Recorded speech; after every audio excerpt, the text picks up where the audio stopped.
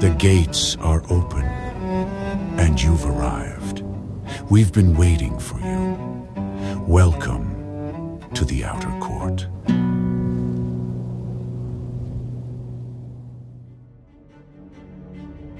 Nova, Part 1 by Thomas Stoneking. Read by J. Myers.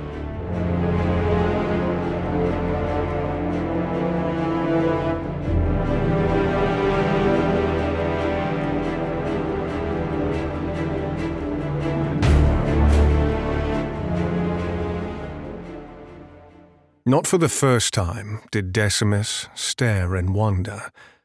Far above him, to the north and south, mountains speared towards the heavens. So high was their reach, and so austere their aspect, that to Decimus, who had seen them nearly every day for a year now, their grandeur was as novel as the first time he'd laid eyes on them. Their heights combed the sky, and even as clouds occasionally shielded them from view, the sight only reinforced the numinous sentiment that rose unbidden within Decimus that the mountains were a world away. The Aberinthian peak to the north was of basalt and rich with iron ore, so she was Mons Skotos, for she was indeed dark. Skotos's face was jagged, rough, and marred with blackened tears. Her fair sister to the south, Mons Lukos, was lighter, she being the last in a long range of granite mountains veined with brilliant quartz. In a different life, in a different time, Decimus thought he might have been an artist, for the desire within him to capture the peak's beauty was keen. But the Aberinthian Pass was no place for the subtleties of beauty or its appreciation. There was only war. "What's it at?" Proximo's voice brought Decimus back to present. 30%. "Say again." 30, Decimus repeated. "Holding steady, down 5 from 2 weeks back. It will be the same with the others, Uncle." Proximo's maintenance within the third of 5 phatic batteries installed along the eastern wall of the regiment faltered. His hefty form went still, where it was wedged within the unit's steel hatch door. The grizzled man was thinking. "And the utilization rate?" Decimus didn't have to draw up the data on his Hollis tablet. He'd been poring over them constantly for the past 7 months. He absently flicked the battery's display port and watched the needle quiver for just a moment before coming home to the 30 mark. 2.5. "What?" "Uncle, for the love of Sol, get Mediki to look at your ears, or at least wear hearing protection on Grave Watch." "Quit with that, Uncle Shite Boy. It's Decar Proximo or nothing." Decimus leaned away from his uncle and the battery and surveyed the lengthy expanse either side of the eastern wall. He turned slightly, studying the closest section of the trench line behind them. No one was close enough to hear them talking, as expected. Decimus had convinced the other members of Proximo's cell on second watch to head to mess early, promising to pick up their slack. It was a rare thing when he could talk to his uncle alone. "There's no one around, Uncle. Relax." "The utilization rate, Lega. What is it?" With a roll of his eyes, Decimus relented.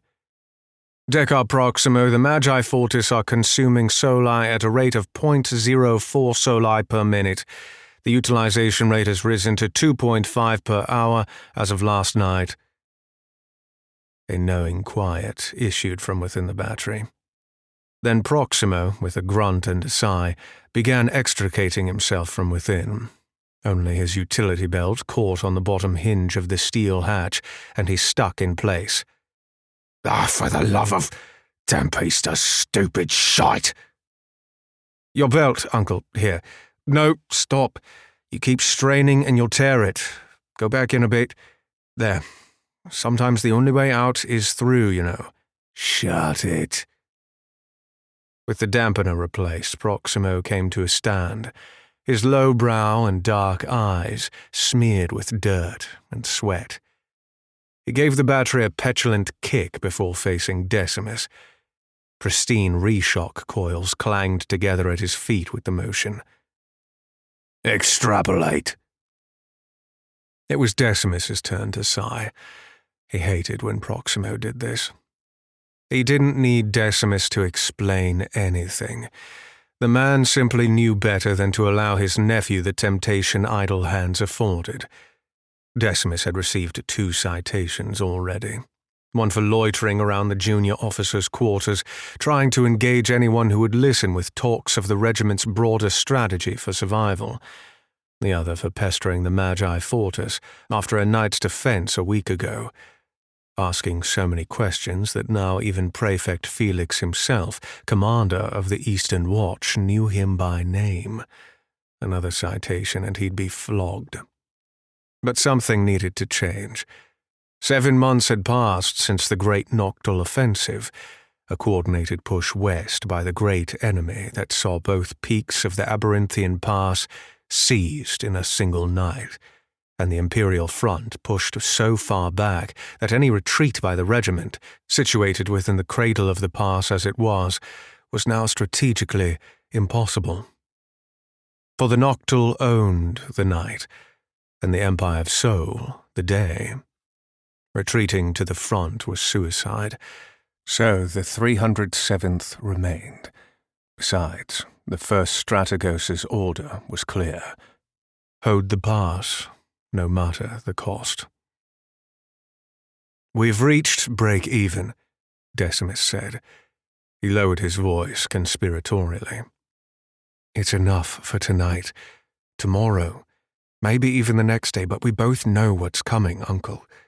In 12 hours, all 10 batteries will be depleted. Sol will rise once more, and we'll begin charging, and the cycle starts over.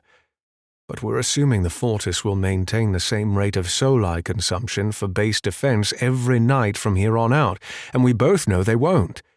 We have to do something. The Noctul smell blood. We also assume whether—" Proximo held up a finger. "Give me a breakdown, Decimus, formal-like." Decimus blinked and stood up straighter. It wasn't like Proximo to indulge him. There was a game here, but he couldn't make it out. He cleared his throat and held up a finger of his own for each subsequent point he made. "First, the Magi Fortis have officially reached a rate of Soli consumption that depletes our batteries after 12 hours. At that point, the regiment has lost its ability to defend itself from Noctul bombardment. We have no reserves. Right now, this is mitigated by Sol's concurrent rise in the east at the very moment of Soli depletion. Luck. Put another way, the enemy's shelling is setting the pace of our Soli consumption whether they know it or not. Second, all 10 of our encampment batteries are struggling, and we don't know why. We're losing 5% of their maximum capacity every 2 weeks. With max charge at 30% at present, this gives us roughly 3 months before they're charged null and useless. Third, the autumnal equinox fell on Sujin last week. Our days are getting shorter. The nights are getting longer." "Is that all?" "No, as a matter of fact. We haven't factored in geography. The outposts atop the peaks to our north and south we know for a fact are occupied. We know the Noctul have them. Yet they haven't used them to attack us. Why? It's my belief the batteries decay and the outposts— "None of that, boy. Stick to what we know for sure. I don't care what you believe. What do the facts amount to? What's your recommended course of action?" "I don't have one," Decimus shot back, shaking his head. "I only think someone should tell Solon Septo as many of the facts as possible." At this, Proximo grinned wickedly. "You think so, do you?" Decimus didn't like that smile. He knew it well. "What have you done, Uncle?" "You have a mind for this stuff, you know that?" Proximo said, ignoring Decimus's question. He knelt to pick up a soldering iron from his unfurled leather toolkit and wormed his way back into the battery, grunting as he got himself into position. Tables and graphs for fun. That's you. Always has been. Supply lines, maths. Odd to say the least. Me? Pfft, been chasing tail for twice as long as you've been alive. You should be in that tent with the officers. It's where you belong. Not here. Well, it's a shame your father is who he is. No sooner had Decimus opened his mouth to respond than Proximo, on the ground and out of sight of the young man, headed off the rebuttal he already knew by heart. Yeah, right. Your father is an honourable man and all that. But one man's honour can't cover the stink of an entire genus, boy. Anyway, hope you're all ready with those facts. You're due before the Solon in an hour.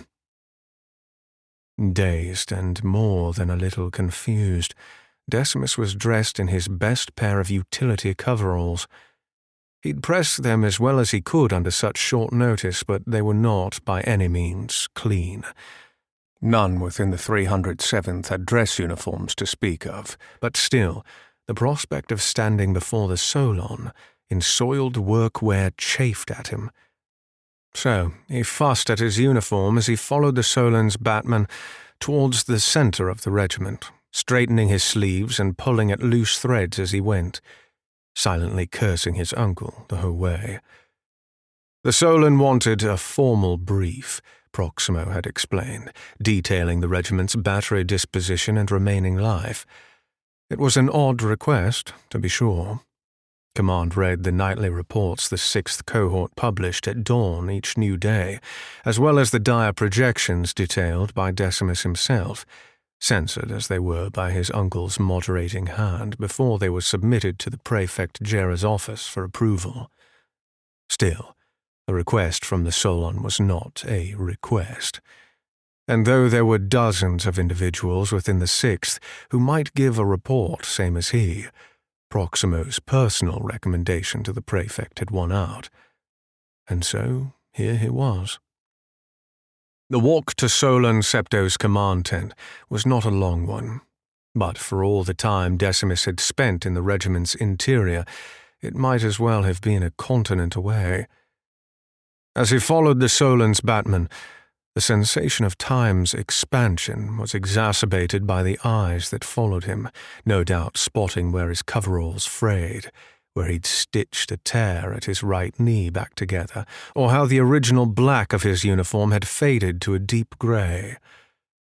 After some 15 minutes walking the half-mile from the heart of the maintenance cohort, the Solon's batman motioned for Decimus to take his place outside the entrance of the command tent, the expansive, waxed canvas looming up before him. The batman, a probit by the single bar at either shoulder, was a small young man, perhaps a year Decimus's junior, his eyes set far too close together. He studied Decimus for a moment as if he expected him to bolt. Decimus couldn't decide if the probit leered at him in recognition or if the fates had simply dealt him a sore hand within his mother's womb. Regardless, had Decimus any plans to run, they would have proven futile. A grand training field stretched out before the command tent, and upon it the Magi Martialis and Venerates trained beneath Sol's waning light.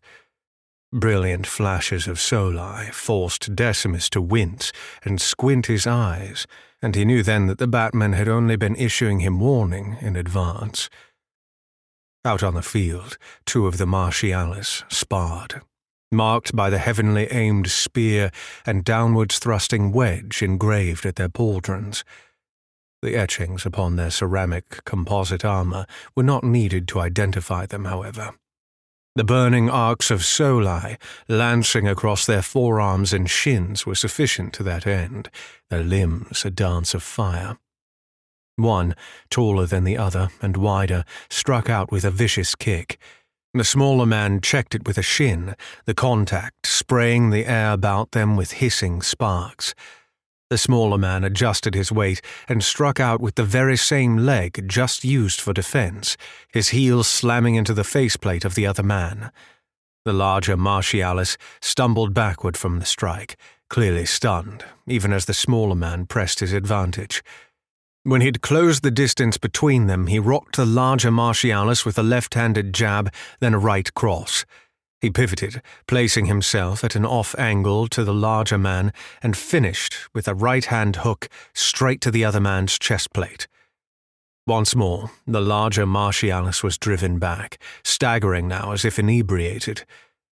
Rushing in again, low and close, the smaller man carried out a series of 3 quick strikes even Decimus saw were not meant to harm the other Martialis, but immobilize him. Inner thigh, liver, then neck, the last just below the helmet line, where the armor's underlayment came to a high collar. All 3 punches had avoided the ceramic of the larger man's armor, and each as well had been delivered with arms devoid of soli imbuement. There was no killing intent here.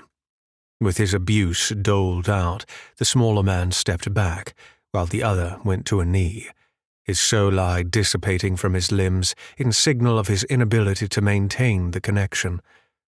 The larger man held one gauntleted hand to his neck, and the other in the air to yield the bout. But already Decimus's attention stole away. Another bout had begun, this between 2 of the Venerates. The Magi Venerates were not as tall as the Martialis, nor as strong as a general rule, but they were just as deadly. Lean, almost wiry, a pair of them, both sporting wooden training Zephus in their hands, lowered themselves to a ready position. They wore no helmets or faceplates of any kind, the unhindered sight of the Venerates key to their magic. One of the Venerates was a man, his head shaved clean and his nose hooked. He had the bearing of a bird of prey. The other Venerates was a woman. She was tall for a Venerates and had auburn hair tied in a braid that trailed down her back. In her stance, she fidgeted endlessly. She rocked back and forth on the balls of her feet and rolled her neck once, twice. Whether she was eager or nervous, Decimus did not know. Like the Martialis, the engravings on the 2 warriors' armor were not necessary to place them as Venerates. The moment the first of them winked out of view, followed closely by the second, their identity was obvious.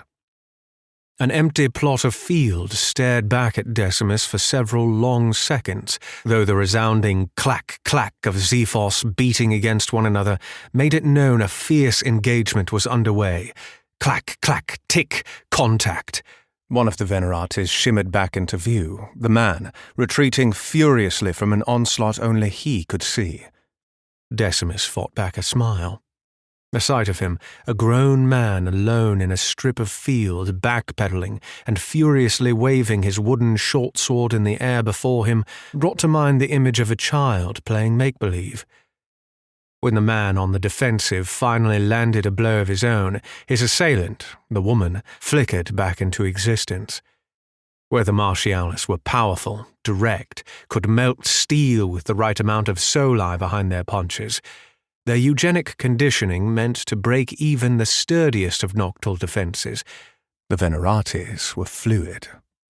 Graceful arcs of sweeping kicks and precise thrusts of the Zepho were their trademarks. To watch the Venerates fight was to see 2 bodies of water wage a battle of fluid attrition. If the Martialis were earthquakes, the Venerates were tidal waves of relentless pressure one only noticed when it was too late. The woman, now in view, did not relent in her attacks. Thrust after thrust of her Zepho was made, some parried by the man, and some even transitioning into artful counters of his own, but always the woman was in control of the pace of the battle and in control of herself. Once, the man went to block a stab that had penetrated his guard. The thrust had been aimed upward towards the man's groin, as the female Venerates shot to a knee, resembling nothing more than a wrestler attempting a double-leg takedown. When the woman's Zepho, Hand, wrist, and arm passed up, into, and through the body of the man, and her apparition faded from view. He whirled, seeing at once the subterfuge and his mistake. Contact. Zepho to neck. Decimus marveled. He knew the Magi Veneratis could project, but to do so while concealing simultaneously, to fool one of the Veneratis with their own magic, it was a feat that boggled the mind, and spoke to heights of skill Decimus doubted he appreciated fully. The two Veneratis separated, and a lively cheer rang out in the field. Before he could stop himself, Decimus joined in, hollering and clapping his hands like a fool. Who could stand against ones such as these? Staring at the Magi upon the field before him, Decimus was caught up in admiration.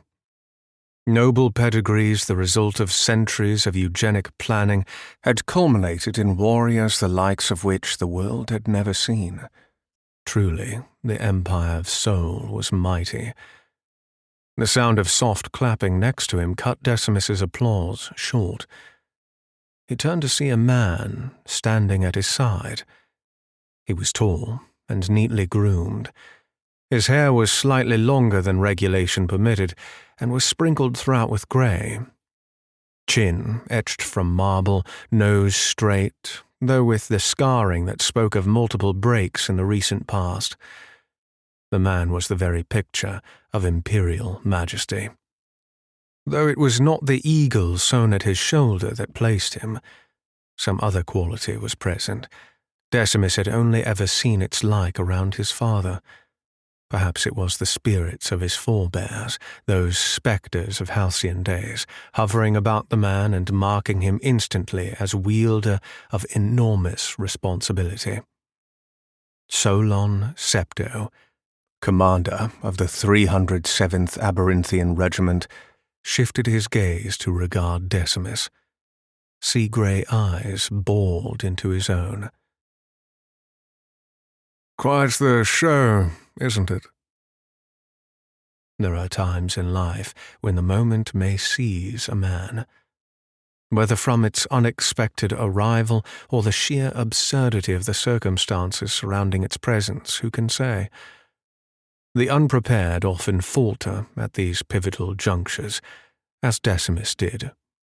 The elation of the training bouts clashed with the recognition of who stood before him, and Decimus froze for the briefest moment. Drilled-in habit saved him further embarrassment, and he saluted smartly. "Forgive me, my lord. I was not aware you stood at my side. And yes, lordship, they are amazing." The Solon chuckled. Truly they are. An age back I moved like them myself, if you can believe it. Youth is wasted on us. Do you not think so? Decimus did not know how to respond, and was saved the effort by the Solon's nod toward the tent. Come, I think you owe me a brief, Legar.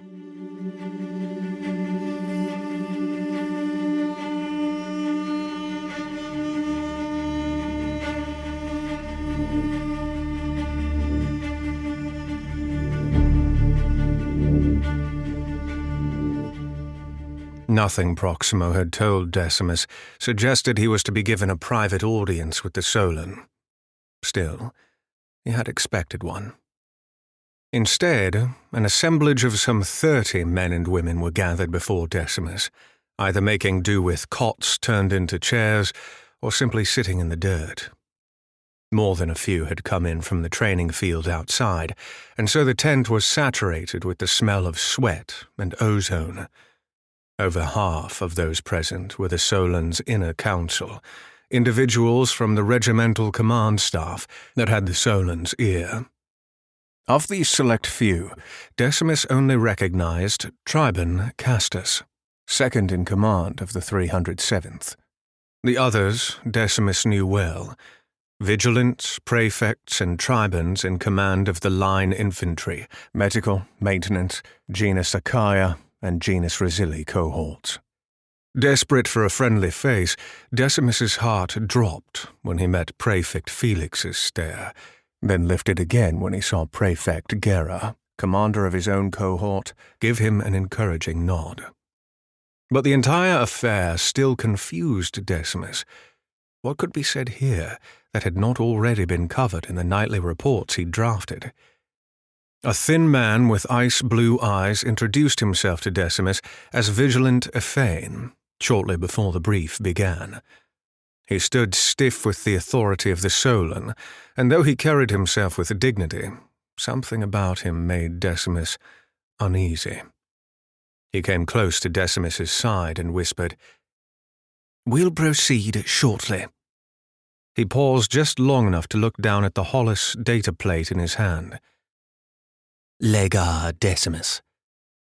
He cleared his throat and continued. "I speak for the Solon, and I will be a moderator for this brief. It should be a simple matter, this. Simply answer my questions as I present them to you." The Vigilant went to look away, then his head whipped back towards Decimus, his eyes scouring over the younger man's uniform in unabashed criticism. Finally looking away and with a shake of his head, he took a small step forward, placing himself at an angle to Decimus. The din of hushed conversation in the tent eventually faded, and the silence grew. And when the attention of the host was greatly upon Decimus, Vigilant Ephane spoke, addressing the Solon. "Your lordship, here before us stands Lega Decimus, first Atul, first Maniple of the 6th cohort. He has answered your summons, ready to give account on the failure of the 6th to properly attend the regiment's Phaetic arsenal." Decimus's blood turned cold. He looked about in confusion. Prefect Gera, commander of the 6th, sat straighter than before, his brows furrowed, and those seated around the man cast dubious glances his way. He hadn't expected this either. But what exactly was this? Decimus felt the pull of tides deeper and more powerful than he could contend with, grabbing at him. Had Proximo known this would happen? Solon Septo, seated in the only actual chair within the tent, gave a slow nod from where he sat in the gathered throng. Then Vigilant Ephane began in earnest. "Lega Decimus, what is the state of the regiment's Phaetic store?" "Suboptimal, sir," Decimus replied. With a nod from Ephane, he expounded, much as he had before with his uncle, sticking to objective fact as a rule as he laid out the regiment's predicament plainly. "So our defensive capabilities have reached parity with the Noctul's efforts, and our batteries are decaying in such a way as to exacerbate the issue. Would this be a correct summation of your assessment, Lega?" "That is correct, Vigilant. In 2 months' time, we estimate the regiment will have lost its ability to commit to a defensive posture entirely." Ephane nodded, thoughtfully. He began pacing back and forth in front of Decimus, his hands clasped together behind his back. Any reservations Decimus might have had about his dislike for the man faded. He knew why he didn't like him. Every movement, every mannerism was an act, perfectly delivered. The man was on a stage, and he loved that fact, could barely conceal his glee. Suddenly, as if remembering something important, Ephane stopped and held up a finger, wagging it as he spoke. "I was under the impression the decreasing ability for Phaetic batteries to store solar was given by standard retention law. Am I correct?" "Yes, and no, sir." Whatever response the Vigilant had been expecting, it hadn't been that. The man frowned. "Explain, Lega." "Both capacity fade and lattice fatigue factor into any given battery's decreasing ability to store soli, sir. Standard retention law is simply another name for the equation that describes the curve of the first phenomenon." "Ah, well, then you'll have to explain the difference between the two to me, Lega." Ephane offered a toothy grin. "With pleasure. The fundamentals can be a bit tricky for some.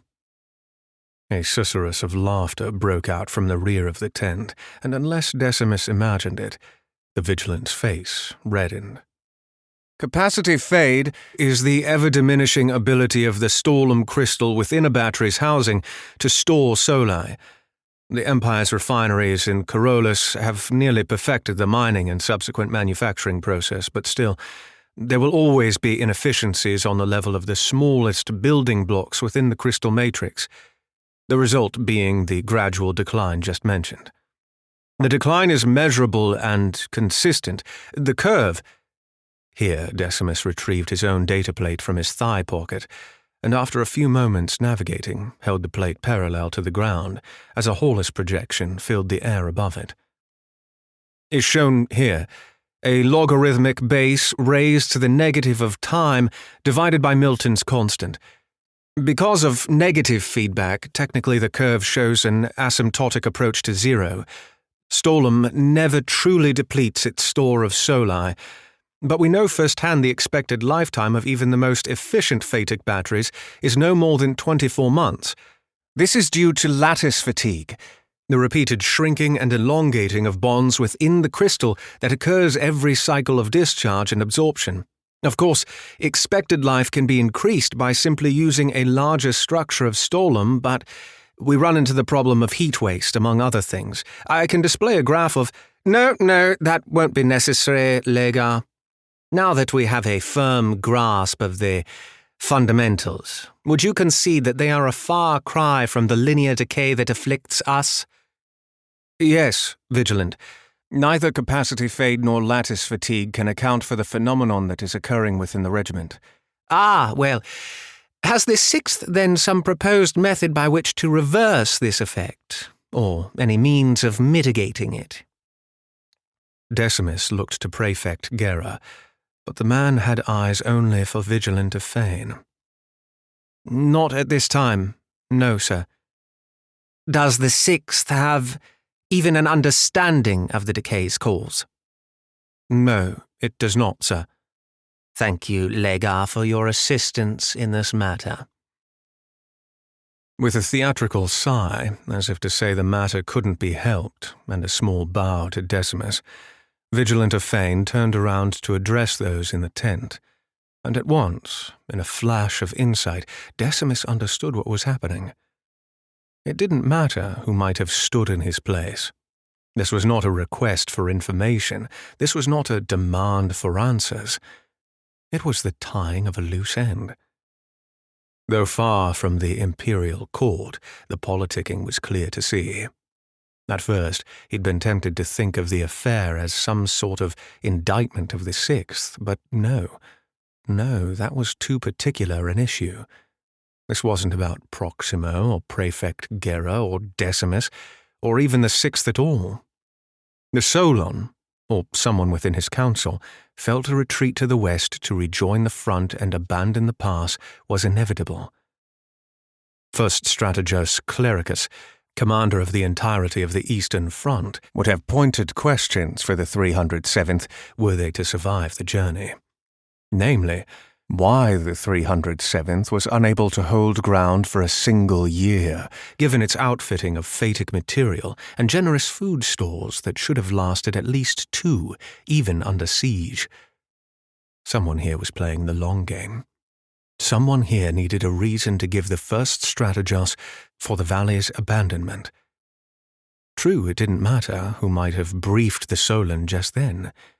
It was Decimus who stood before him, and so he spoke. I do. As we proceed Vigilant of Fane stuttered to a halt. The man whirled back around as if surprised to find Decimus still existed. It was settled. Decimus was sure he'd never disliked someone so much as he did in that moment, and the feeling seemed mutual. Excuse me, Legar? Fane asked. His stare was pure venom, and from where he stood, his back to the Solon, none but Decimus could see it. There was a warning to the look. You were to speak only when spoken to. The 6th does not know the cause of the decay, but I do, Vigilant. A long stretch of silence followed, where Vigilant Fane only blinked, gauging how best to continue. He half turned to regard the Solon, who, now frowning, gave another nod. Please, enlighten us. Fane's face stretched into an ingratiating smile. He motioned towards Decimus with a hand the way one would a pup or a small child. They aren't. Excuse me? The batteries are not experiencing a decay. Vigilant Fane laughed then, the incredulity within him reflecting on the faces of a good many of the officers seated within the Solon's tent. Even Prefect Gera was looking at him oddly. You'll have to explain that a bit, Lega. The 6th own reports mention the decay explicitly. Decimus doubled down. The batteries aren't decaying. It is my firm belief the amount of soli let into them is being artificially reduced. Decimus opened his mouth to continue, but the Vigilant was relentless. Artificially Do you mean to suggest the light of Sol is weakening? Never, Vigilant. Decimus made the mark of So before himself, bringing both palms to lay flat against his chest, and all in the tent followed suit. He continued. I mean to say that the concentration of soli reaching our battery screening panels is being purposefully diminished. Decimus smiled inwardly. If Proxima were present, he'd have leapt forward and strangled him without thinking twice. Sorry, Uncle.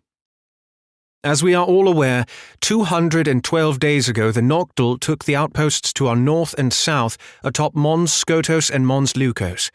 Not 3 days later did I begin recording the steady, unceasing drop in the maximum capacities of our batteries.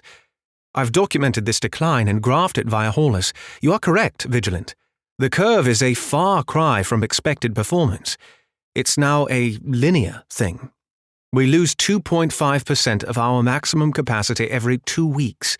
Not a day has passed where this decline has paused or its rapidity slowed. The timing, I believe, is more than mere coincidence.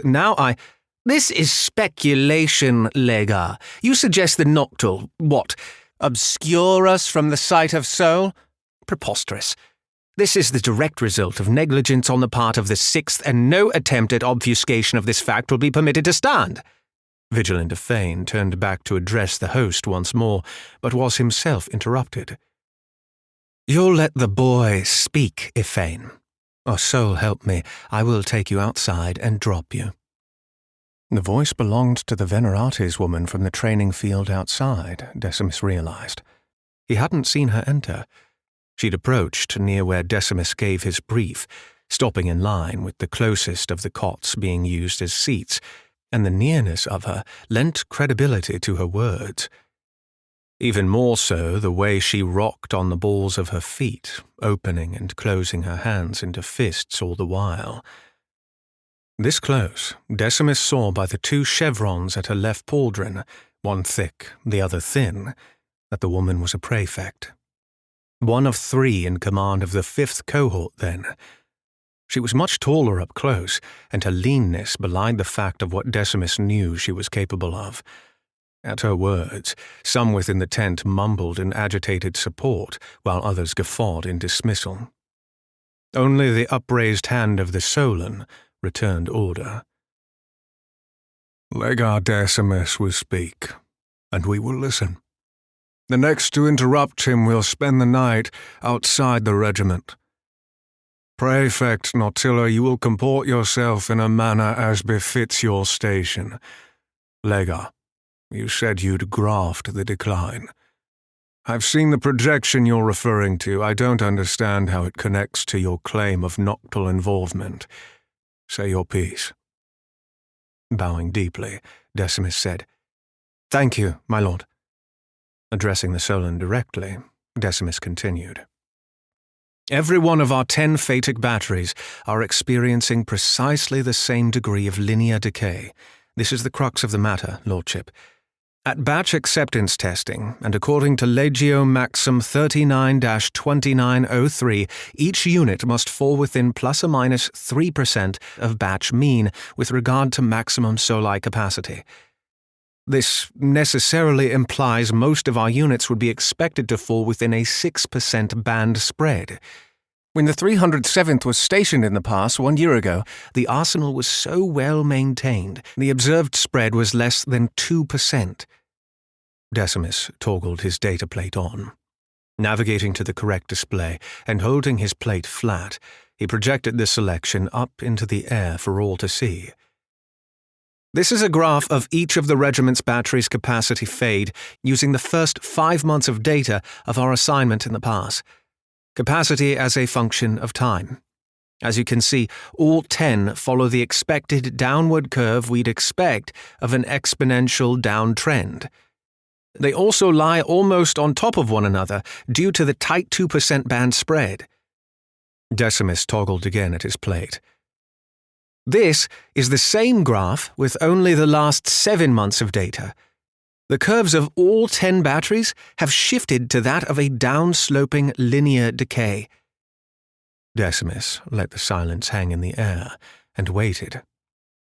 Once more the Veneratis woman, Prefect Noctilla, came to his aid. They're still on top of each other. Precisely. Decimus turned to her.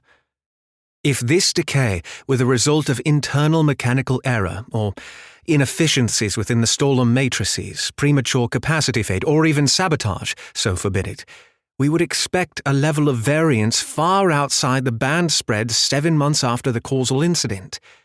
We see nothing of the sort.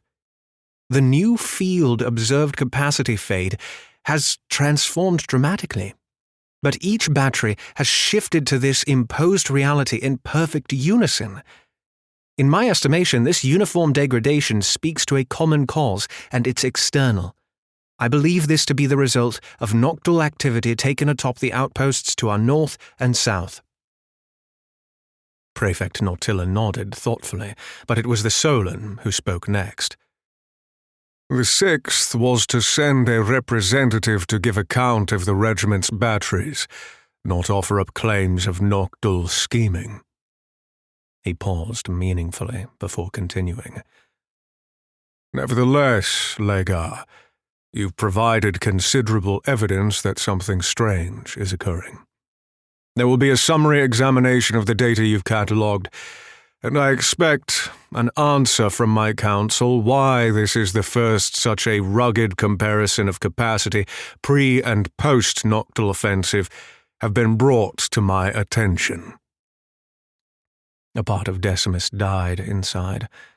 He had included that very comparison in his nightly reports for over half a year.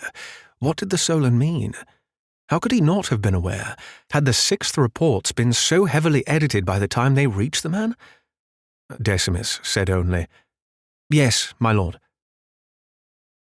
When next he looked up to meet the Solon's grey eyes, the man asked, "What is it you think the Noctul are about?" The question stunned Decimus. In that tent was the leadership personnel of over 2,000 men comprising the regiment. This was no ragtag alliance. The first strategos had given the Solon the distinct authority to select his own expeditionary force for the Aberinthian theatre. It was a regiment comprised entirely of individuals the Solon had either hand-selected or had held aboard and had selected for him. And yet, here, now, he asked Decimus, before them all, not to recount some information or banal fact, but to relay his own personal judgment on their plight. Of course, the Solon needed no such thing from Decimus. This was likely a test, or a probe of some sort, perhaps to better judge whether the words of a Lega possessed any merit. Decimus knew he'd gone too long without speaking, and so, as he usually did in moments like these, relied on the training of his father. Tact, in the face of uncertainty, affords its own escape. "I cannot say for certain, my lord. They are wiser men than I who lend you counsel." From the corner of the Solon's mouth came the slightest smile. Then it vanished.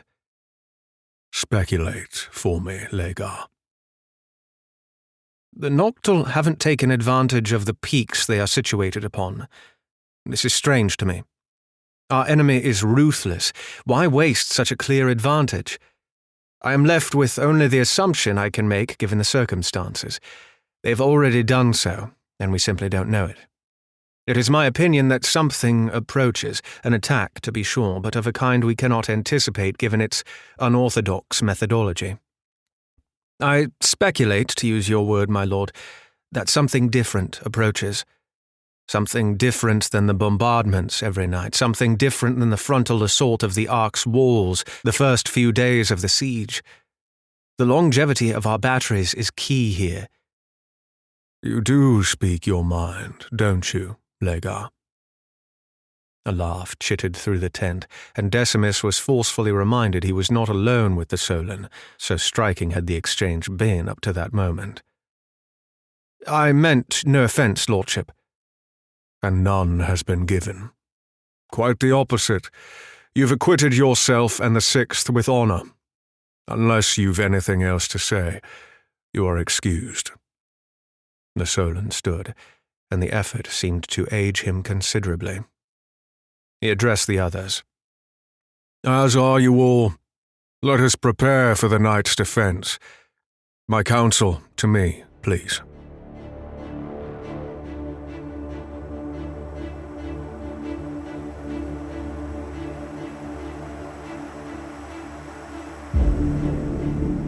Marked by the dwindling twilight of the valley, the arrival of nightfall was less than an hour away when Decimus reached his usual spot. His head buzzed with the rush of his time before the Solon and his retinue, and he'd had half a mind to return to his quarters and rest after the experience. Excitement, embarrassment, and more than a little confusion took turns ruling his mind. But his nightly ritual proved a hard habit to break. From a terrace that doubled as a viewing platform for a significant portion of the valley below, and for perhaps the 1,000th time, Decimus watched the eastern half of the regiment make the last of their battle preparations. He ignored the emotional tug of the moment, familiar as it all was, and scrutinized the scene as a tactician might. The slope of the hill he stood on leveled out below, and was abruptly transformed into a maze of trenches the Sixth had helped dig 7 months prior. His hands still had the calluses from the weeks of effort it took to complete. At a depth of 7 feet, and just as many wide, Decimus doubted what protection they might actually afford from a Noctul flesh shell, but he understood the logic of their construction all the same. When the outposts atop Mons Leucos and Skotos had been taken, a great anticipatory breath was drawn from all within the regiment, a great knowing that something approached. Yet the peaks did not stir, they did not rain death. Despite this, the collective breath of the regiment was not released, and the anticipation quickly turned into a sullen thing. It was felt at mess next to one's fellows. It was heard at night as the Noctul shells were plucked from the sky by the Magi Fortis, and it was seen as visions in more than a few men's nightmares. The Solon did what any competent commander might. He kept the men busy. Now they walked the trenches they dug with their own hands like an army of ants, each of them thinking, but never giving voice to, the fear that perhaps they dug their own graves. The line infantry, Magi Martialis, and at least a dozen of the Medici readied themselves for the night to come, the clamour of their activity within the trench lines producing a steady buzz that did much to alleviate the unease of the night. It was ironic to Decimus that the regiment's forces sought safety beneath the earth. Were it not for the Ark far below their feet, it was precisely where the Noctul would be expected to emerge. In the early hours of the morning, some men swore they heard them down there, raging against that blessed barrier they could not penetrate. On the other side of the trenches stretched 20 yards of flat terrain that abutted the eastern wall of the Ark. At its base lay one half of the regiment's phatic arsenal, evenly spaced from the northernmost curve of the arc to its southern, 1.5 miles distance. Atop it, the Magi Fortis went about tasks of their own, monitored as they worked by Prefect Felix. They operated in pairs based on the 2 hereditable gifts bestowed that ancient and storied genus, the disciplines of Fusel and Manips, who together made up the entirety of the Magi Fortis. Both were towers of men clad in ceramic armor at nearly twice the thickness of the Martialis and Veneratis plate. For while the splashback phenomenon protected the caster of Soli, the Manips at the Fusel's side were not so fortunate. The matte white of the Fortis's armor was trimmed in black and inlaid with gold filigree, so that even among the various Magi families they were unmistakable. The Fusel stood resolute, the Manips at their side doting on them as a mother would a child. Ports at the back of the Fusel's armor were plugged with running cables, distributing Soli from the closest of the phatic batteries, and that connection, that interface between man and technology, would fuel the next 12 hours of the regiment's defenses. And so the Manips checked and rechecked these connections relentlessly, tweaking plugs and ensuring diagnostic readings came back satisfactory. Finally, a shout came from atop the wall. "Horus!" It was little more than a mutter from Decimus's distance, but he knew to expect it. Prefect Felix bellowed the order, and the Fusel closest to the prefect raised his fist into the air. "Cum!" Blinding light. The momentary liquid gas turbulation of plasma flashed white as a solitary ball of Soli ripped skyward from the Fusel's arm. Decimus winced. Cursing himself, he fumbled at his thigh for the hearing protection he should have already been wearing. Further evidence the meeting with the Solon had shaken him. Ears ringing, Decimus looked back down at the wall where a curtain of dirt now hung in the air, shaken loose by the concussive force of the Fusel's blast. Decimus followed the crimson fireball as it rose above the regiment. Lacking any ability to control the direction of their emitted Soli, the Fusel's energy was soon taken over by the Manips at his side. The Soli's ascent halted, the energy held in place.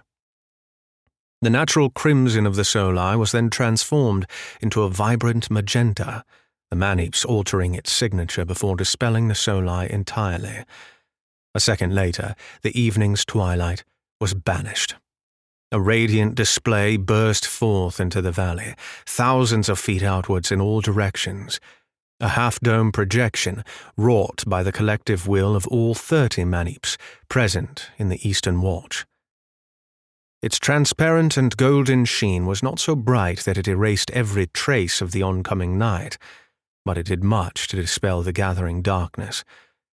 Iridescent lines further divided the projection into vertical segments, so that now each of the Manips spanning the ark's wall had a sector entirely to themselves.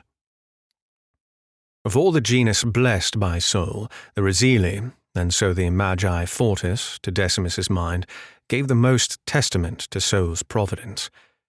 He had blessed the Fusel with powers of unbridled destruction, yet they could not direct their fires. To this end, Sol had blessed the Manips, who, while lacking the ability to generate Soli of their own, were instead gifted with its prodigious control. So complementary was their function to the Fusel, so perfectly did the two fit together, that the Resili were often born in pairs as twins.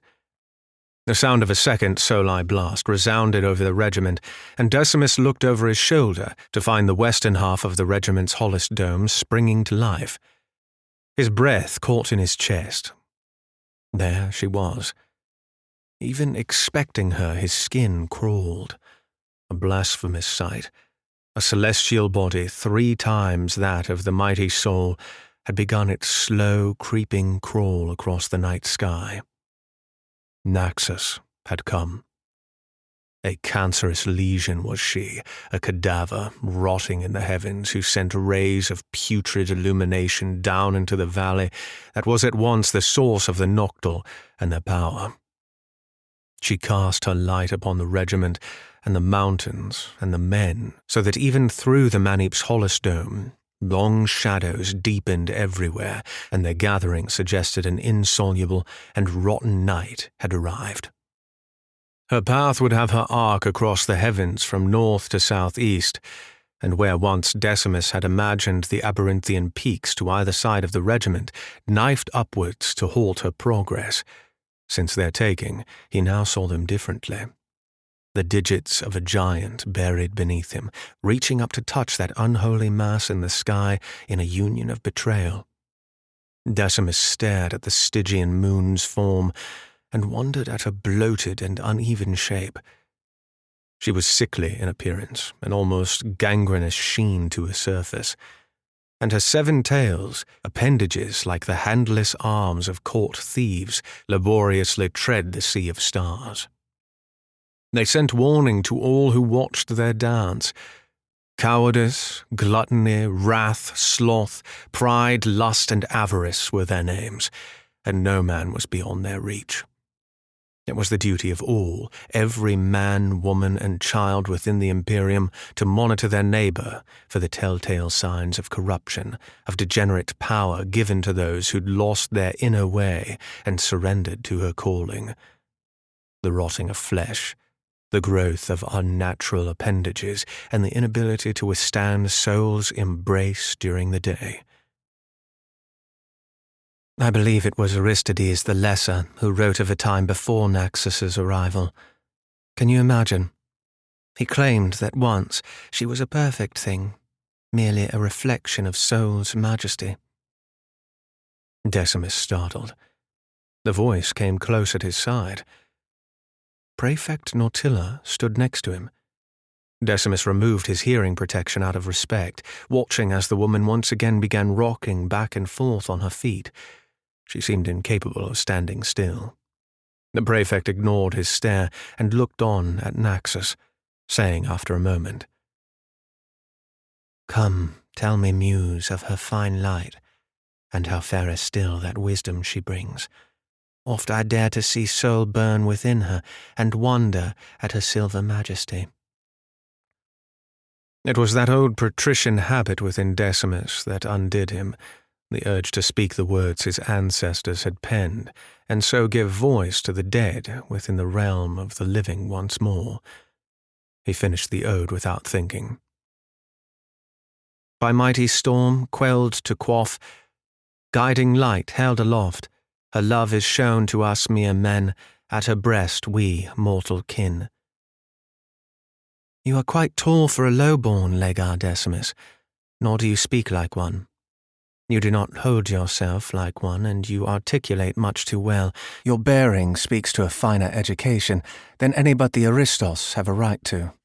The Noctul, the pass, Naxxus, it all faded away. It took everything within Decimus not to glance sidelong at the woman. It was her turn to stare now. She was taller than Decimus by a good head and a half. Her build was indeed lean, but a corded malice hung about her that brought to Decimus's mind feline imagery, a panther ready to strike. She looked to be in her mid-30s, though how Decimus knew he could not say, for there were no wrinkles at her eyes, forehead, or mouth that aged her. The prefect turned away, but the expectation of an answer was strong between them. He thought furiously. There were many ways he could respond to the prefect, but each was an obvious deflection. Each was a lie. And though it was thanks to a lie that Decimus served within the Empyrean at all, he'd vowed never to tell another. It was his uncle, Diadon, not Aristides the Lesser, ma'am. Truth. A sidestep. That was the thing for it. He'd found the middle way. Decimus breathed a sigh of relief, but paused at the self-satisfied smile on the prefect's face. It had been a setup. Only one of the Aristos would know that. Idiot. Prefect Noctilla turned and faced Decimus full-on, forcing him to do much the same. With the foul light of Naxxus so bright he saw her in full relief, brown eyes looked down into his own. auburn hair still tied into a braid at her back. Her visage was all edges and angles. She was a severe woman, to be sure. She said, "It is odd to find one of the aristos a lowly lega. Any of the great families would pay handsomely to buy a favoured son a commission, though most don't have to. And if that family happens to be of the 5 genus, well, how stranger still." Decimus stared up at the prefect. He tried to calm his racing heart, and despite the night's chill, he began to sweat. How could he respond? What should he say? Was this it? Was his lie undone? What would become of Proximo? "How old are you, lega?" 16, ma'am." The prefect nodded. "The Solon spoke rightly in the tent, Decimus. You made a good showing of yourself, especially for one so young. If your data on Hollis proves useful, I'd expect more than a few inquiries into your personnel file. I'd have responses at the ready, if I were you. Ones that don't involve you knowing Diodon's least known poem by heart. Do you understand me?" "I understand." "Good. Very good." The prefect turned towards the Magi Fortis and the valley, and Naxos, and an uncomfortable silence grew between them. Decimus wondered if he should say something. A thanks of some kind, perhaps? But to give voice to the matter in such a way might invite more probing. What exactly, she would ask, was he thankful for? He risked a glance at the prefect and saw only a mask of stoic impassivity. She seemed to endure the silence with ease, and so Decimus resolved to do the same. When she placed her own ear coverings on, he knew the conversation was well and truly over. Donning his own hearing protection once more, Decimus returned his attention to Naxos, a different kind of dread filling him than the one before.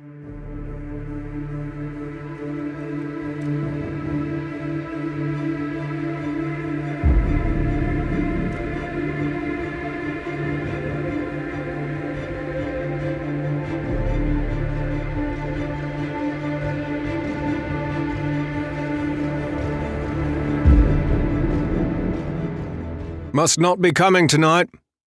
The words reached Decimus's ears through his coverings, and he turned to see 2 of the Fortis, off duty, standing several paces away from the prefect and himself. "He always comes. A Pentai says he doesn't. You're not good for it. We both know it. Terrible odds, too. Won a game at Crabshake yesterday. I'm flush. Happy to take your money." A grunt of assent, then silence as the 2 shook on the wager. The 2 Fortis didn't have to wait long for the one who'd made the bet to lose out. A rumble, the same as every other night, shook up from the valley floor and into Decimus's legs. A roiling, too, began in the floor of the valley outside the regiment that escalated into a fevered crescendo. In time, a lone figure rose up from the valley floor like an apparition from a childhood fever dream. He was surrounded by the churning of the valley's soil as far as the eye could see, and was tall, much too tall for any normal human, and the garnets of flesh that adorned his person moved of their own accord. Even as he approached the eastern wall, more figures appeared around him, humanoid, crawling out of the valley floor and running, sprinting, tackling into one another just in front of the Noctul prophet, so that as he walked forward, an ever-growing step-stool of desiccated flesh formed a stair upwards for his traversal. Trial and error, the fiery details of which had been hammered out months ago, informed the prophet's decision to cease his approach towards the regiment. Now, at a height that allowed him to look down upon the Magi Fortis and the eastern wall, the prophet spread his arms wide at his sides and spoke in a voice that was heard clearly, even as far back as where Decimus stood next to Prefect Nautilla. "My friends, you poor wretched souls, I come once again, standing before you as herald of Her Majesty, the Queen. Will you hear my words? Will you hearken to me? Is this the day you allow my cries to penetrate your hardened hearts and finally understand I have come to offer you not death, but peace, serenity, even hope? Yes, even now, despite your stubborn and willful refusal, Noxus offers you sanctuary. The prophet folded his rotten, yellowing hands before his heart in supplication. Lay down your arms and hear her plea. The prophet, abomination, thing, then reached a single hand into the air to point upwards at his gibbous matron. She sees you. She sees your struggle, and though it is in vain, she harbours no ill will against you, men of soul. Even now she smiles upon you, as she smiles upon us all. Your army is broken. Your line is smote. You stand alone. Your flanks have been routed. If you would but let her in, you would see the truth of my message. Will you allow me entrance into your camp to break bread with the Solon?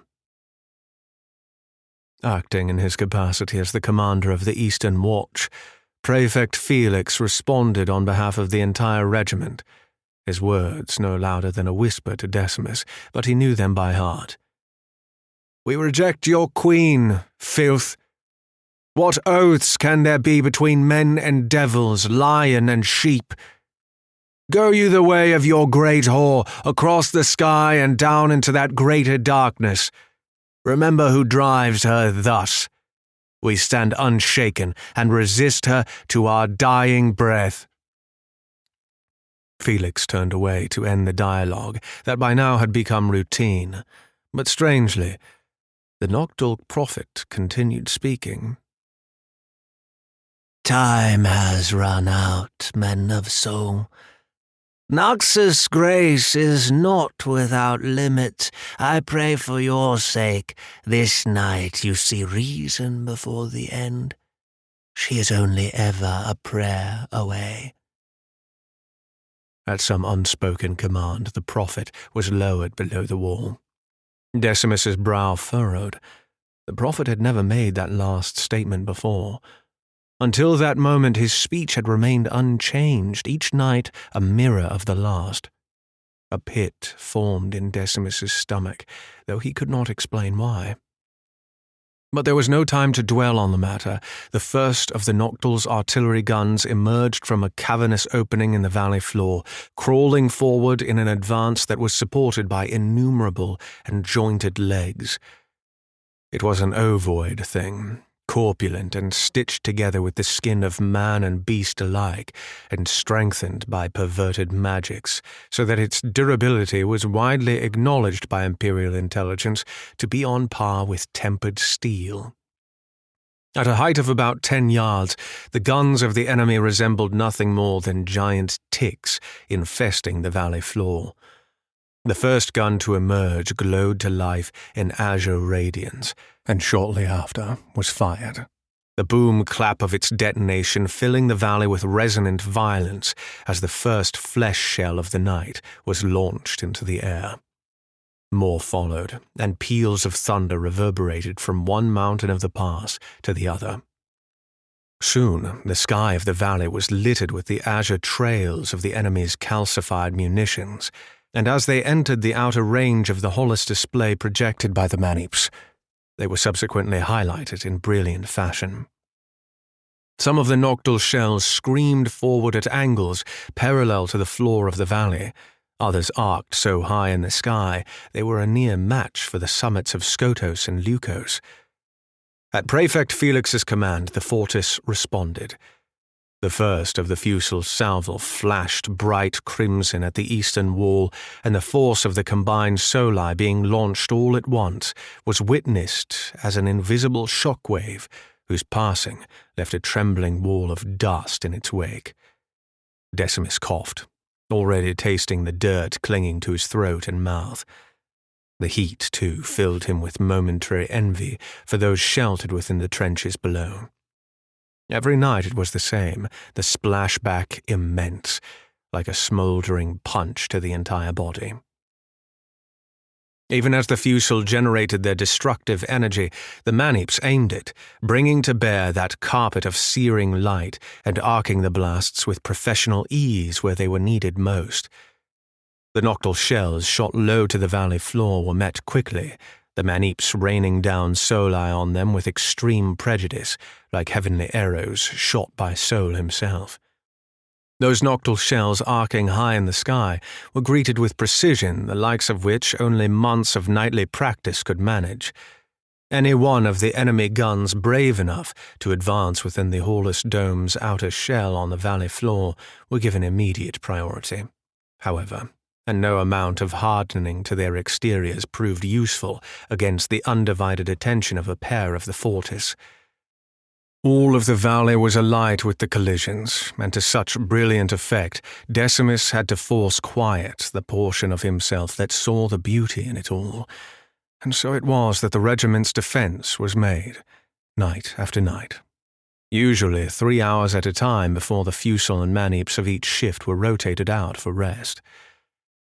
As mesmerizing, as awe-inspiring as the Fortis's defense was, the weariness of the day eventually caught up to Decimus.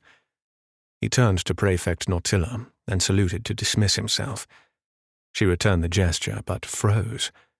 As courtesy dictated Decimus hold his salute until his superior dropped theirs, he simply looked on the Venerates dumbly. She stared fixedly at something over his shoulder. There was confusion on her face, then a gradual transformation to something else. It was a fleeting shadow, a race of emotion from shock to grim resolve, all in the time it took for Decimus to drop his arm. He saw for himself what the matter was. The peak to the regiment's north and at the Venerate's back, Mons Skotos was alive with light. An array of azure pinpricks shone bright from its base to its very tip. "It seems you were correct, Lega." "A blitz, then?" Decimus mumbled, more to himself than to the Prefect, not quite the novel attack from the Noctul he'd expected. "We'll see." A light signal sprung up from the eastern wall. The crimson of it did not change, but instead flashed 3 times before being extinguished. "All men to arms, danger close, assume battle stations." The light signal was replicated at the western wall just after. Aside from the Tribun Castus and the Solon himself, only Prefect Felix had the authority to call the entirety of the regiment to arms. In a word, it was unprecedented. Decimus pictured those martialis, infantry, and maintenance personnel of the day's shift bedding down for the night only to be jostled awake, and felt a pang of sympathy for them. "What will you do?" Prefect Noctilla stared at Decimus expectantly. "I'm to report to the 6th, Mum." The Prefect glanced at Lukos to the south. "I don't know that you have the time, Lega." "Then I will stay, if I may." The Prefect rewarded Decimus with a smile. "Then congratulations are in order. Forthwith, you're promoted to my personal batman. Stay by my side and do what I tell you. Any paperwork can be taken care of later. Do you approve?" Decimus's eyes bulged. He grinned despite himself. "I do. Yes, Mum." "Then we need to get you a weapon." 15 minutes later, breathless and shaken, Decimus stood at Prefect Noctilla's side, having returned from the auxiliary armory. Only now he was joined by a number of the woman's custos, who surrounded her as might protective hounds. They were Venerates of her personal guard who checked and rechecked their issued carbines, Xephos, strapped to their left thighs, a few studying Decimus warily. He didn't blame them. An enlisted member of the 6th, dressed in fading coveralls, standing so close to their prefect. It was an odd thing. They'd relaxed when the prefect explained the situation, but only slightly. As vulnerable and displaced as Decimus had felt within the Solon's tent, he felt even more so now. Carbine slung over his shoulder, firearm at his right thigh, and 3 battery packs at his belt. It was not the threat of violence that shook him. Nor was he a stranger to the handling of the loadout he carried. Every soldier is a rifleman, the ancient maxim claimed. But the rush to the armory had been a frantic one, men and women everywhere, magi and ranks of all kinds scrambling to get into position. Some returning from mess, others in various stages of undress, stumbling from their tents and demanding to know what was happening. The frenzy had had a humanizing effect on the regiment to Decimus, and now the once familiar image of a stolid and unshakable force of soul seemed to him a thing uncertain. To his relief, Decimus saw there had been no need for the haste and chaos. The Noctul's artillery atop Mons Leucos and Skotos had not fired in all the time it took to get to the armory and back. The valley guns were silent as well. So quiet was the regiment with anticipation that Decimus thought he might hear the breath of anticipation inhaled so long ago finally released. He felt the relief himself. Finally, they attack. Finally, we are done with the waiting. Finally, they show their hand. But Decimus could not help but wonder, why now? Why not press the advantage? Why surrender the element of surprise? "What are they waiting for?" Decimus hissed to the prefect. She only shook her head. With nothing else to do, Decimus took in the scene once more, holding his carbine at the low ready. The valley, the crowded wall, the night, the glowing mountains that had seemingly turned on them, and Naxos herself. She'd nearly reached her zenith, and Decimus knew the same way he knew the Noctul were interfering with the light of soul, that the Noctul were waiting on her. "The zenith, prefect. I think they wait for Naxos to crown." "Why?" "I cannot say." Was this theatre? A show of power, a symbolic act of some kind? But to what end? If the Noctul had dismissed the advantage of a surprised blitz, they must not need it, Decimus surmised. Something else was afoot. The agitation that had plagued him since the siege began those 7 months ago, and that had been germinating all this time, now flowered within him. His father's wisdom came to him in aid.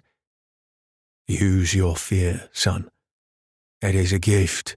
It is a wild animal, but you can ride it. Use it and let it carry you forward." Naxos was at her full height now, positioned squarely between both peaks of the valley, and her bloated form and waving appendages seemed to mock the regiment. It began. A mighty horn sounded out, something in the ring of it suggesting to Decimus that it was not an instrument at all, but the bellowing of a frightfully large beast. "Come, come, come, come, come, come." The sound of the Noctul guns came on until there was only the noise of a single continuous explosion that forced the senses to a dull submission. The mountains were ablaze with azure light. Oddly, though, not a one of the enemy shells fell towards the regiment. Rather, they arced into the air like those in the valley floor had.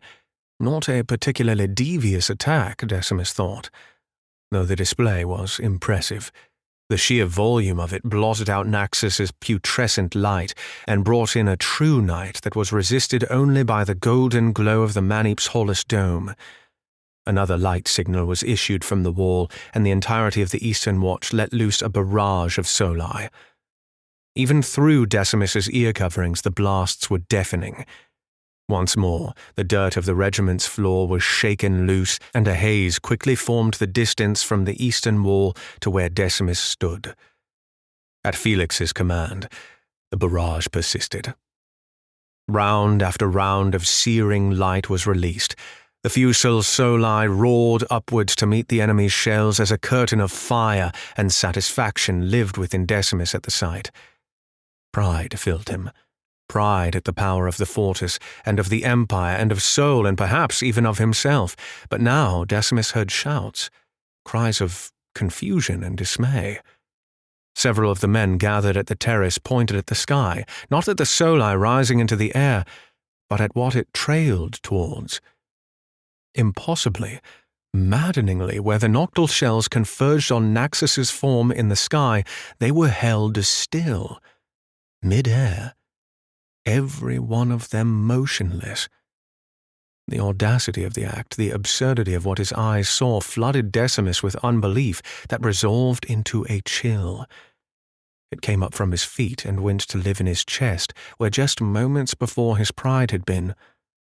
Decimus felt he'd fallen off the animal of fear, and it was turning on him.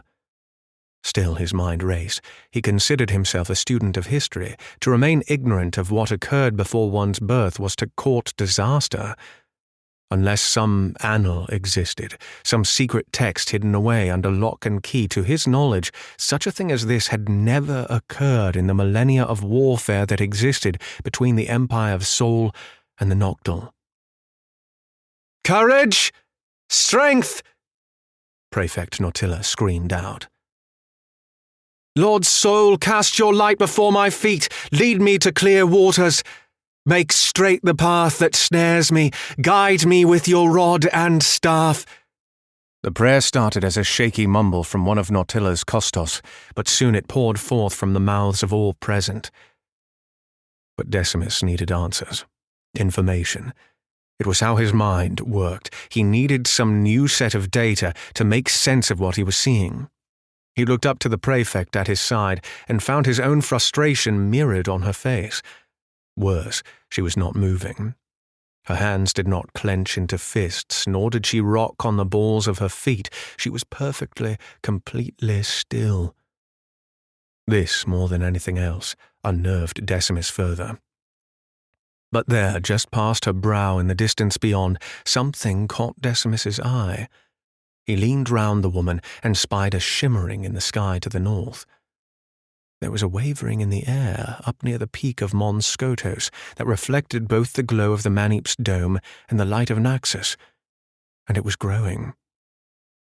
Pointing, Decimus said, "Look!" and the prefect saw. Decimus turned southwards to Leucos, and there too the shimmering was. It spread slowly at first, then rapidly, until the phenomenon birthed at both peaks, met in the sky, so that the air above the valley was caught up in the glistening milieu of vapor? Crystals? Still, the Noctul flesh shells did not fall. They were held in their apogee, gravity's hand powerless against them. And evermore the fusel soli rushed upwards to meet them, trails of fire climbing higher and higher, propelled by the Manip's guiding hands at fantastic velocity. The defensive salvo would pass through the vapor cloud before meeting the enemy's shells. "Cease the defense! We have to stop!" Decimus screamed. Who he expected to hear his cry he did not know. He was too far away for them to matter. There was nothing for it. Decimus slung his carbine to his back and made a rush to the wall, but Prefect Nautilla held him fast. "What's the matter with you, Lega?" she demanded, her grip tight at his arm. "Compose yourself!" The Venerates around her looked on Decimus impassively, one of them coming forward to grasp his other arm.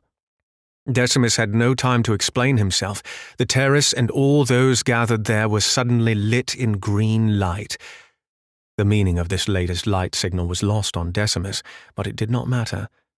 The leading range of the fusel salvo met with the glistening expanse above the regiment and was devoured. A curtain of roiling flame engulfed the valley ceiling from peak to peak, that for an instant illuminated the regiment and its surroundings brighter than Sol ever had. When the flames died moments later, the soli of the fusel consumed entirely, an inky expanse now draped like a blanket over all of the valley. Decimus saw the code logic immediately. Naxos was out of view, but so too the shells suspended above their heads, above the inky cloud.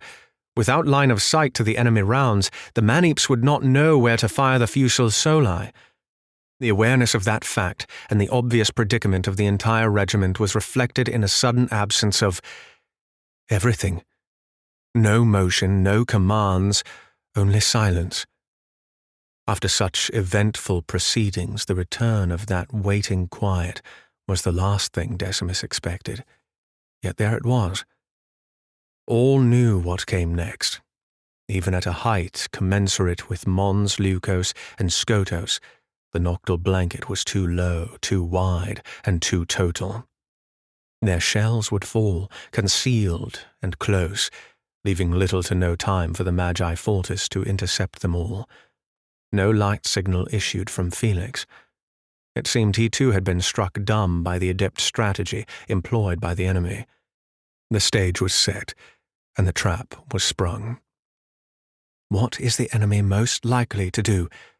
Decimus recalled reading that somewhere, or maybe it had been his tutor, old man Nicomanus, his raspy voice drilling into him for the 100th time as a child. That was the question to ask when hit with the fog of war. The next question followed. Were the tables turned, where would you attack to maximum effect? Are the results of your inquiries one and the same? Then you can be reasonably certain what course of action the intelligent enemy will take.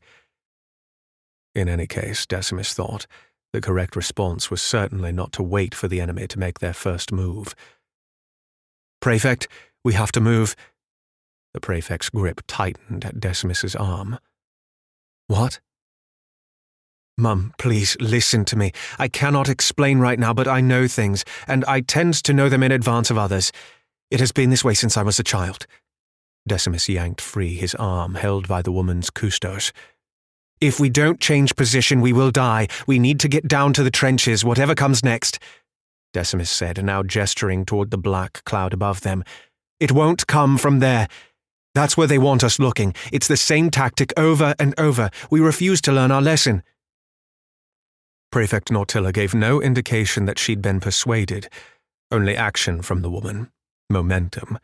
She caught the attention of the only vigilant among her custos guard and said, Minos, tell the rest gathered here to brace for impact or make for the trench line. Tell them to spread word. If any resist, leave them. The prefect and her custos bounded down the slope toward the trenches, and Decimus, quite certain it would take more to convince the woman, ran after a moment later. Behind him he heard Minos begin yelling at those latecomers still streaming in from the farther reaches of the regiment. Make for the trenches! Quick march! If you value your lives, make for the trenches! Halfway to the trench line, Decimus resisted the temptation to slow when motion drew his attention to the south, near the base of Mons Leucos. He pumped his legs harder. The muzzle of the carbine slung at his back battered his hip, and its stock smashed into his right elbow as he ran. But he didn't care. Surety of footing was sacrificed for all-out speed at what he saw, and he nearly fell twice. Others took notice. The orderly flow of the trenches was suddenly a mad dash to safety. The Noctul, to his horror, had proven Decimus more than correct. A whistling scream filled the valley as the flesh shells from the enemy tore down from the face of Mons Leucos, matching in descent the near 45-degree pitch of her foundation. It was an enfilade, a sidelong thing, a flank inasmuch as one was possible with the shape of the regiment. Decimus tried to focus. The prefect was just there. She dropped to the closest trench and turned to perch on its side, her face contorted into a scream that urged him to hurry. But the same words kept repeating in his mind. They cannot do that. They cannot do that. The Noctul have no way to control their projectiles once airborne. Why has everything changed? They cannot do that.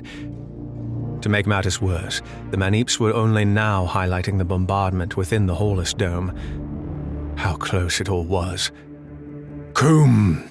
A roar of soli rang out from the south, the fusil there preempting Felix's command. They meant to head off the attack. Coom! More soli from the north, closer, closer. Decimus was nearly there, bodies crammed in now. The chaos of the moment robbed reason from many, and soon it was all shoving and jostling. A man ahead of Decimus fell, and he had to hurdle the poor soul, the man's stricken expression pleading up at Decimus for help that would not come. Terrible pressure.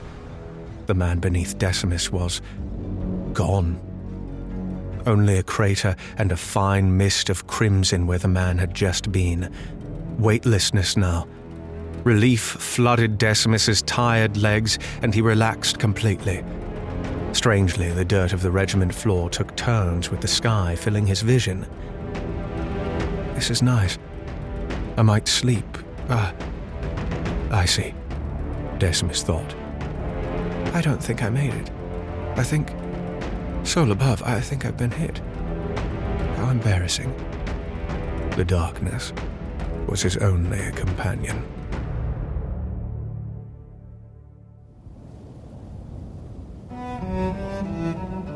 This has been a tale from the Outer Court, a Cypher Media production. If you've enjoyed the experience, consider supporting future stories at patreon.com/Thomas Stoneking. Until the veil thins once more, we wait for you at court.